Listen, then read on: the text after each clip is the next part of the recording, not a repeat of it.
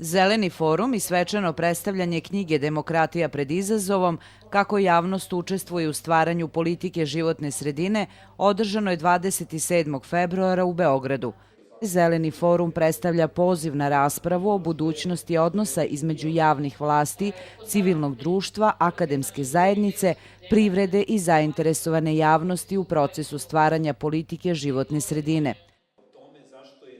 Ovaj događaj vodio je Mirko Popović, dok su na istom govorili Sreten Đorđević, advokat sa dugogodišnjim iskustvom u radu na slučajevima u oblasti životne sredine, Ksenija Petovar, redovna profesorka Arhitektonskog fakulteta Univerziteta u Beogradu i Aleksandar Kovačević, savjetnik za energetiku u Oksfordskom institutu za energetske studije. Oni su sa pravnog, društvenog i ekonomskog gledišta govorili o pitanju životne sredine u Republici Srbiji i o načinu za prevazilaženje postojećih i budućih izazova u toj oblasti. Na samom završetku projekta Konsenzus mi smo zapravo na početku otvaranja jedne vrlo važne teme, a to je zaštita ljudskih prava u oblasti životne sredine.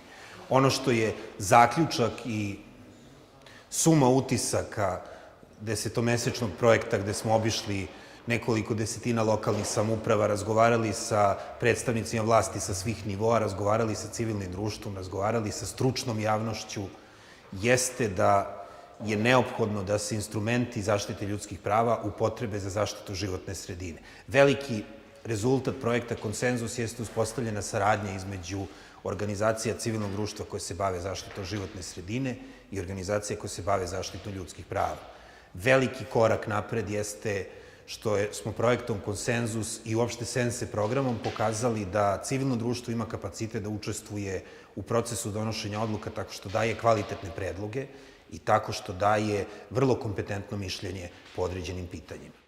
Na predstavljanju knjige govorili su Katarina Golubović iz Komiteta pravnika za ljudska prava JUKOM, Željka Ljeljak-Gracin iz Zelene akcije Zagreb i Stanojla Mandić, zamenica Poverenika za pristup informacijama od javnog značaja i zaštitu podataka o ličnosti. Govornice su istakle značaj objave navedene knjige koja sadrži korisne prakse i iskustva kada je reč o obaveštavanju i učešću javnosti u kreiranju i sprovođenju politika u oblasti životne sredine. Knjiga predstavlja proizvod rada projektnog konzorcijuma i njihovih saradnika na teme učešća javnosti u kreiranju i sprovođenju politike životne sredine. Ona takođe sadrži najbolje prakse određenih zemalja koje uspešno uključuju javnost u stvaranje i sprovođenje politika u ovoj oblasti. Publikacija Demokratija pred izazovom je jedan u nizu koraka koji civilni sektor sa reprezentativnim pojedincima koji su autori ovog dokumenta čini u postupku usvajanja implementacija standarda evropskih važećih standarda u oblasti životne sredine. Suštinski ovde se radi o potrebi uključivanja javnosti u procese donošenja odluka o životnoj sredini, prethodno blagovremenog i potpunog informisanja javnosti o životnoj sredini, kao i pravu na zaštitu prava pred upravom i sudom. Ono što ovu publikaciju čini zanimljivom jeste da se ona u nekoliko bazira na do sad nedovoljno ispitanom polju konvencije iz Arhusa koja reguliše ove oblasti o kojima sam rekao, a to je polje učešća javnosti u postupcima pripreme zakona, gde postoji uočen problem realizacije ovih prava, koji je u nekoliko vezan sa činjenicom da zakoni Srbije nedovoljno dobro regulišu ovu materiju i posebno ne omogućavaju pravnu zaštitu za slučaj nepoštovanja ovih prava. Događajima su prisustvovali predstavnici organizacija civilnog društva, stručne javnosti, Ministarstva energetike, razvoja i zaštite životne sredine Vlade Republike Srbije i jedinica lokalne samouprave.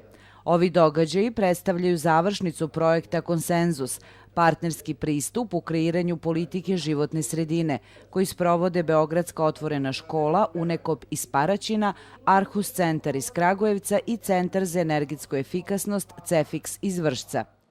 Zaključci ovog projekta jesu da je neophodno uspostaviti mehanizme za proces donošenja odluka koji će biti zasnovan na onom potencijalu i onom podstreku koji dolazi iz samih lokalnih zajednica, koji dolazi sa nivoa lokalnih samouprava i koji se putem mehanizma koji je ovaj projekat ponudio, to je mehanizam Zelenog foruma, prenosi i na nacionalni nivo. Dalje, zaključak ovog projekta jeste da je neophodno sistem životne sredine osnažiti uspostavljanjem jedinstvenog ministarstva koje će imati kapacitet da sprovede proces pregovora u okviru poglavlja 27, koje će biti u stanju da zaista sprovede zakone koje smo usvojili i koje će biti u stanju da sarađuje sa svim akterima, da otvori procese donošenja odluka, da bude spremno da prihvati kritiku i da bude spremno da vodi argumentovanu raspravu sa javnošću. Samo argumentovanom raspravu koja se zasniva na dokazima, koja se zasniva na činjenicama, imaćemo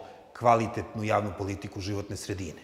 Ali i svaka javna politika mora da počiva upravo na ovim polaznim pozicijama. Projekat Konsenzus, partnerski pristup u kreiranju politike životne sredine, se sprovodi u okviru programa SENSE, Regionalnog centra za životnu sredinu, a koji podržava Švedska agencija za međunarodni razvoj i saradnju.